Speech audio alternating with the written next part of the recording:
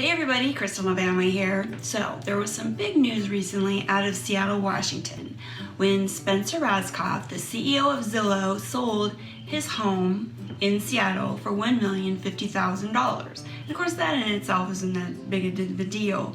What made it interesting was that Spencer Rascoff's website, Zillow, zestimated that the value of his home was $1,608,670. Oops. Since then, the Zestimate has adjusted downward to $1,575,201, which is, closer, but still off by 50% of the actual market value. Cue the Zestimate jokes. How many Zestimatations does it take to change a light bulb?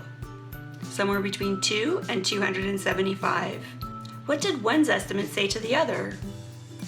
You seem a little off. What's the difference between a Zestimate and a suitcase filled with $100 bills? One is worth exactly $400,000, the other is anyone's guess. We real estate agents love to poke fun at the evil Zillow monster, but the reality is that these computer-generated valuations are really not the best way to determine what your house is worth. These AVMs, or automated valuation models, pull data from public information sites like tax records and stuff like that.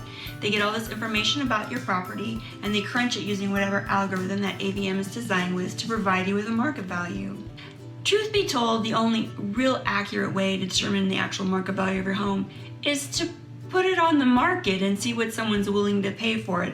That's the market value defined, what someone's willing to pay on any given day. But suppose you don't want to sell your house, but you're still financially responsible and you want to keep track of the value of arguably your largest asset. What do? Well, you can go to any number of websites out there, type in your address, and it'll spit out an anonymous, hands-off, no strings attached evaluation of your home. If Spencer had done his homework and gone to several different sites and checked different AVMs, he would have found, like a lot of people do, a wide range of estimates of his home's value. He might have also noticed a large range in characteristics of his home. For example, on one website, the square footage of his home was listed as 2,316 square feet, whereas on other sites it was listed as high as 3,470 square feet. Yeah, I think that would account for some of the mulligan.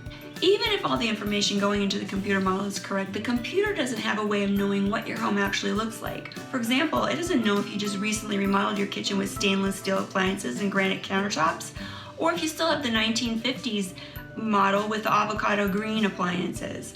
It doesn't know if your neighbor's house looks like a home and garden, or if that's actually where the local drug dealer lives. In Spencer's case, in his house, it was actually a little bit small for the area. It's a nice area with a lot of really nice newer homes. It appeared sort of dated. It was on an irregular shaped lot, and it was on a busy street. All of those would affect the market value of the property, but the computer has no way of knowing that.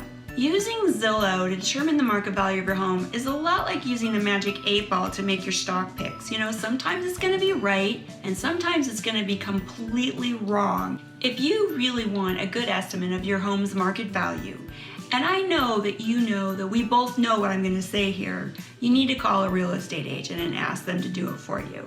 And I know you don't want to, because you think once you call a real estate agent, they're going to make you sign a blood oath to sell your house. There's going to be a for sale sign in your front yard before you even know what happens. In fact, they might even make you put it in your will that they get to sell your house when you die. You're probably thinking that, but you would be wrong. That's not how it works. There might be a few agents out there that might try that. But for the most part, a good agent is happy to provide this service for you, especially if you have a relationship with them. Just call them anytime and they can tell you what they think your house is worth, what direction the market is heading, and any other questions you have about the value of your home. It's easy peasy, and it's a lot better than a magic 8-ball estimate. So if you really want to know what your house is worth, hey, give me a call. I'm happy to help out, and I promise I'll do a lot better than my magic 8-ball will.